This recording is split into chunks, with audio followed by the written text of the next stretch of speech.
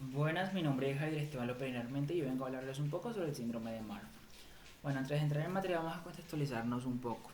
¿Qué son enfermedades genéticas? Las enfermedades genéticas son aquellas que se desarrollan debido a cambios o alteraciones del ADN directamente y pueden ser de dos tipos, hereditarias o congénitas. Nuestro síndrome de Marfan se encuentra en el subtipo congénito. ¿Por qué son enfermedades congénitas? Porque están presentes desde el nacimiento del bebé y pueden o no provenir de los progenitores directamente. Porque digo pueden o no, pues porque pueden por de pronto toda la base genética de la enfermedad o no, porque influyen diferentes factores como lo son el ambiental, de pronto la mujer en gestación se intoxica o presenta una infección grave, lo que ocasiona que existan más de 4.000 tipos de enfermedades congénitas, de las cuales les hablaré yo hoy. Una que es el síndrome de Marfan. ¿Qué es el síndrome de Marfan? El síndrome de Marfan es una enfermedad de tipo congénito hereditario que afecta principalmente el tejido conjuntivo, es decir, todas aquellas fibras elásticas que sostienen y sujetan los órganos y estructuras propias. Estas fibras elásticas están compuestas, o bueno, hacen parte de toda la matriz extracelular y tienen función de distensión y retracción en sí. ¿Y qué hacen con la estructura en toda la matriz celular? Pues están junto con la elastina y tienen todas esas microfibrillas en sí que se compaginan para para hacer cumplir todas estas funciones. Corrijo. ¿Cuáles son los signos y síntomas directamente del síndrome de Marfan? Bueno, el síndrome de Marfan tiene signos y síntomas edad dependientes, o sea, puede que no se desarrollen propiamente en en el nacimiento del niño, o puede que sí se desarrollen, e incluso puede que se desarrollen en la adultez. Pero ¿qué sucede? Que si se desarrollan en la adultez, no es factible porque ya la enfermedad podría ser grave y no leve. Algunas características propias, pues que las personas tienen una contextura alta y delgada, los brazos y piernas desproporcionalmente largos, el esternón que sobresale o se hunde, el paladar alto, los soplos cardíacos, la miopía extrema, disminución de la agudeza visual y palpitaciones. Esto significa que el diagnóstico de dicha enfermedad es un poco complicado, pero esta tiene unas características fenotípicas. Las características fenotípicas, una de ellas es la escólisis. Ustedes saben que la columna tiene forma de S. Bueno, en esta enfermedad presente, característica propia fenotípica del síndrome de Marfan, pues la parte inferior se sobresale e incluso se puede hundir. También tenemos el desprendimiento de retina, que ustedes saben que en toda la parte anterior del ojo se desprende, y como está en contacto con vasos sanguíneos, pues todo ese líquido pasa a inundar el órgano.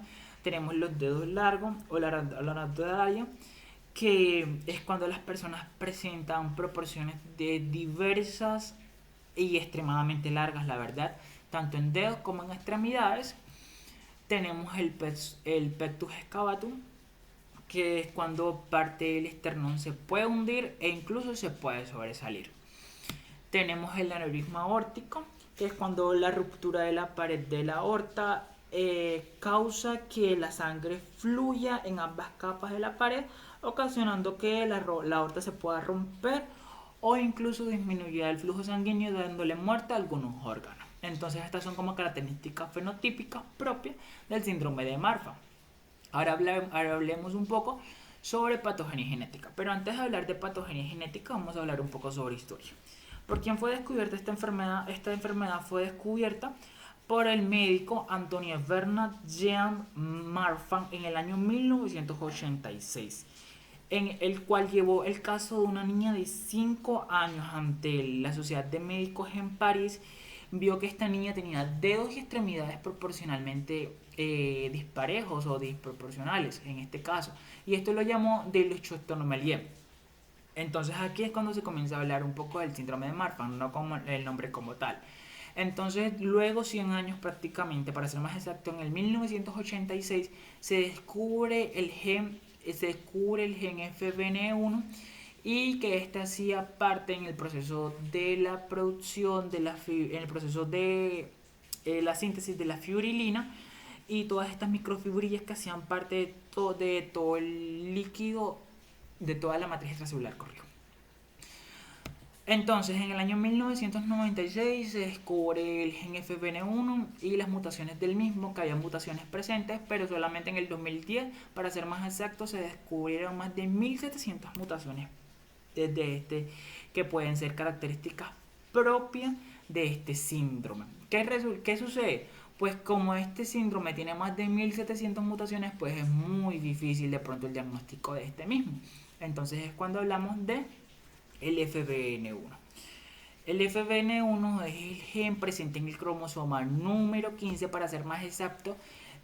Aquí lo dice, cromosoma 15, brazo largo en el Q, eh, en la región 21 y la banda número 1. Entonces ahí es donde está presente nuestro FBN1, que se encarga de sintetizar toda nuestra fibrilina. Entonces,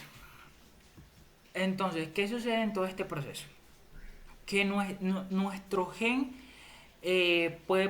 nuestro gen puede presentar alteraciones, y al presentar alteraciones pues puede producir todas esas partes de las microfibrillas alteradas, y como estas microfibrillas hacen parte de todo el tejido, de toda la matriz extracelular, pues entonces una fibrila normal lo que actuaría es como inhibiendo, o sea, controla la formación de los huesos, mientras que si no está normal, entonces no puede controlar esas alteraciones y produce un aumento exagerado de los huesos. Por eso la gente con síndrome de Marfan produce anadoralia directamente. Entonces eso es lo que sucede en este aspecto de pronto de los huesos largos. Y además de esto, recordemos que nuestras fibras elásticas en sí cumplen funciones de expansión y retracción. Entonces, ¿qué sucede? Que todos estos tejidos, al verse dañados, algunos tejidos se pueden reducir, provocando de pronto, provocando un enorme crecimiento e inestabilidad de los tejidos. Entonces ahí es donde se ve afectado también de pronto toda la formación de los tejidos directamente en la matriz extracelular e indirectamente. Bueno, ahora hablemos qué es herencia de carácter autosómico dominante. Bueno, este síndrome se caracteriza porque es de carácter autosómico dominante. ¿Qué quiere decir esto? O sea, que tiene el 50% de la probabilidad de ser heredado. Aquí tenemos una imagen que lo explica mejor. Tenemos el padre sin rasgo, miren que el padre no tiene ningún tipo de rasgo o alteración en los alelos del gen, mientras que aquí tenemos el padre con el rasgo, o sea, la madre, con la alteración del gen, y aquí no tiene la alteración del gen. Si nos damos cuenta, puede que un hijo nazca con la alteración del gen, puede que un hijo no, puede que un hijo sí, puede que un hijo no. O sea, hay el 50% de la probabilidad de que nuestro hijo herede el gen directamente. Ahora hablemos un poco sobre el tratamiento, epidemiología y cuadro clínico. El síndrome de Marfan no tiene cura exacta, no tiene cura exacta, pero sí se puede someter la persona a cirugías directamente. Cuando les dije que afectaba principalmente a nuestro corazón o nuestro vaso sanguíneo, pues mire que hay una cirugía directamente sobre la aorta, porque de pronto existen alteraciones en la misma gracias a este síndrome, o el consumo de beta bloqueadores directamente. ¿Cuál es la epidemiología? Pues que una de cada 10.000 personas nacidos vivos, pueden nacer con el síndrome directamente, y del 65 al 75% son hereditarios, mientras que del 25 al 32%, como les dije, pueden ser adquiridos por factores ambientales o diferentes tipos de factores, o sea, mutaciones de novo. Y el cuadro clínico de nuestro síndrome de Marfan. Nuestro síndrome de Marfan, como les dije, el diagnóstico pues es bastante complicado, pero existen tres subtipos de este síndrome existentes, corrijo.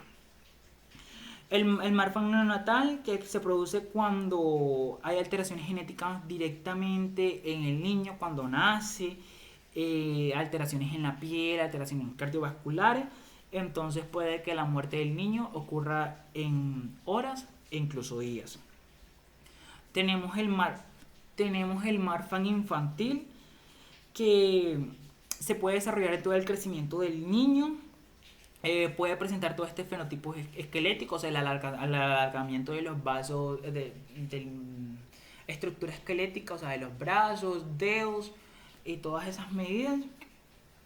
Y por último tenemos el Marfan clásico, que ya es cuando la persona es adulta o incluso en los niños o adolescentes se presenta. Y es cuando se presenta toda la parte de la aracnodactilia, la escólisis, todas aquellas características fenotípicas que les di a conocer.